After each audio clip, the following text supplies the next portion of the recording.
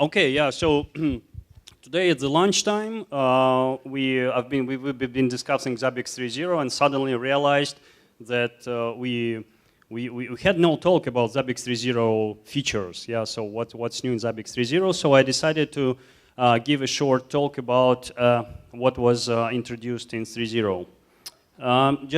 First of all, excuse me. First of all, three major improvements. The first one is Zabbix UI. We improved Zabbix UI very, very much. And actually, if you have a look at Zabbix 1.8, 2.0, 2.2, 2.4 front ends, how they looks like, I don't think you'll find any big difference. Yeah. So finally, Zabbix UI got some love from Zabbix team, and we made a number of improvements. First of all, the visual changes. Some people say, okay, come on, you just change the CSS, and that's why Zabbix looks like it got this new look. But actually, this is maybe only 20% of changes.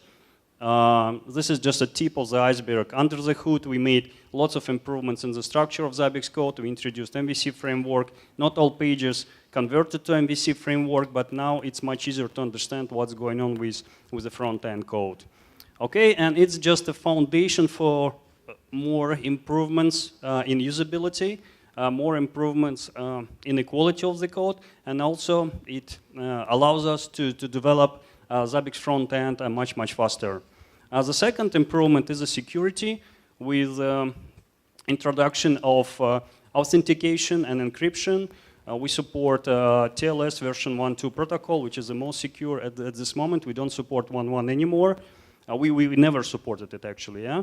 And encryption and authentication is supported between all components of Zabbix. Command line utilities, as you saw before during the talks, Zabbix server, Zabbix proxies. So that's great. And actually, the upgrade path to the secure environment is very simple. First, security is optional, authentication is optional. First, we enable both encrypted and plain text encryption, for example, from Zabbix proxy side to Zabbix server side.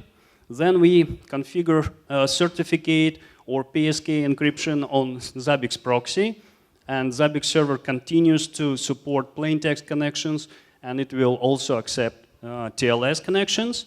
And then we just verify that everything is working fine. We have encrypted connections coming from Zabbix proxy, and at this point of time, it's safe to disable a plain text connection on Zabbix server. And this is very smooth and straightforward way how to enable encryption and authentication in Zabbix.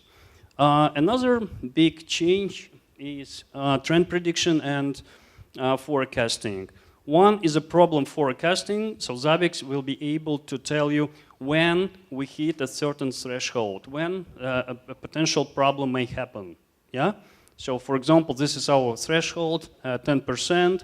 We'd like to know when this problem is happening, will happen. So Zabbix will tell, okay, this problem would happen after a couple of hours. So we have some extra time to prepare for this problem. Yeah? Another thing is a trend prediction. Trend prediction is a little bit different. It's about predicting a value in the future. We'd like to predict what will be the metric value in the future. Suppose we have maybe we have monitoring of some business metrics, number of transactions per second, or maybe performance, some availability metrics, and we'd like, or maybe we use Zabbix for capacity planning. So we'd like to know what will be the metric value after 1 week, after 1 month, or maybe after a couple of months. So now we have two trigger functions. One is time left. It is for problem forecasting.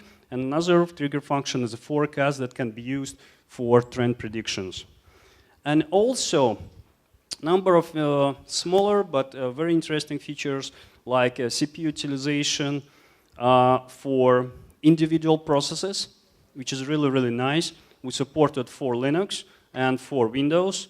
Processes could be grouped and basically filtered by username and the process name. We also introduced a number of performance improvements, and these performance improvements will be visible immediately if you have a rather large installation of Zabbix.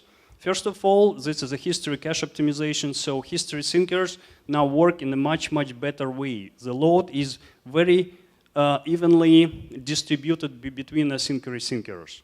Yeah? Another improvement is in-memory cache for actions. So if you have a large number of actions, actions will be processed in a much, much better way because we keep all action configuration in memory and for better and for faster access. We also support multiple escalators. What it means? It means, excuse me, it means that if you have quite a large Zabbix setup, Zabbix is generating many, many events, one escalator is not enough. Yeah, so starting from Zabbix 3.0, we support more than one escalators. They will run in parallel for much, much better performance.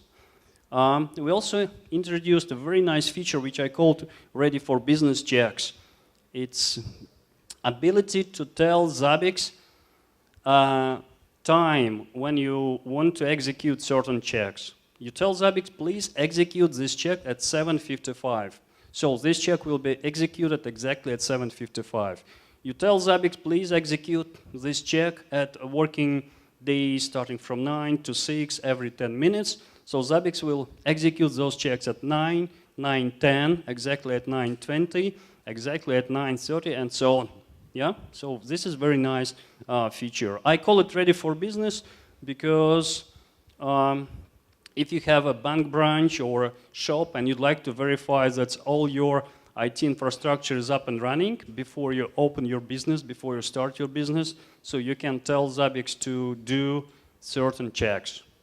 Okay, you open your branch at 9 a.m. and at 8:55 you verify that everything is ready for operations. Low-level discovery was extended. Now it's possible to create applications automatically. That's very, very good. Based on information received from low-level discovery from JSON, we create automatically applications. It's possible now to run housekeeper from a command line. What you do basically, you disable housekeeper in Zabbix, and then using cron tab, you force housekeeper to be executed at your time, maybe at 2 p.m. At Monday. Yeah. Now we support a function which is called foreground. So now all Zabbix processes like Zabbix server, Zabbix proxy, and Zabbix agent could be attached to a console. Yeah, that's very useful for Dockerization of Zabbix. If you'd like to run Zabbix with a Docker, it's very, very useful feature. Another one feature is support, finally, yeah, support of authentication for emails. Yeah, after maybe, I don't know, 10 years of development of Zabbix, we introduced this feature. Yeah, so you don't need to run SNMP server anymore on a local host. You just configure TLS or SSL authentication, and Zabbix will send emails straight to external SMTP servers. That's very, very kind of small feature, but very nice feature. And also, import-export of value maps. Again, finally. Yeah, so now if you export item-related information from Zabbix, information about value maps will be in the XML file. Now it's very easy to understand what macros are available on a host or a template level. You go to definition of a host or a template, you click on a macros tab, and you see all global macros and templates macros which are available on the host level. That's very, very nice. It gives a very clear view and good level of visibility of macros. You don't need to guess anymore or ask super administrator, oh, please tell me what global macros are available and what are not available. Yeah, so finally. Now, this feature is especially useful if you use auto-discovery.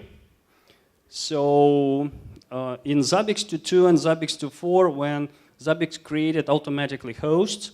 The host would be created with no inventory. But now it's possible to control what is a default inventory mode. Automatic, manual, or no inventory. Also very, very nice feature. For SNMP, for those who use SNMP, to monitor network devices, we extended low-level discovery based on SNMP. So now it's possible to have information from a different SNMP tables.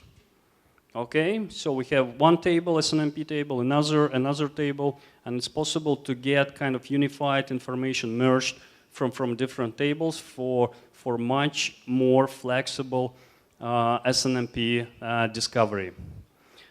And actually, it's not all. There are more than 50 of new features and improvements in Zabbix 3.0.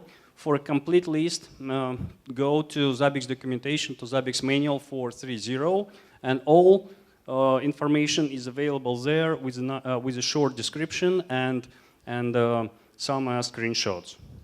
Well, thank you. Thank you very much.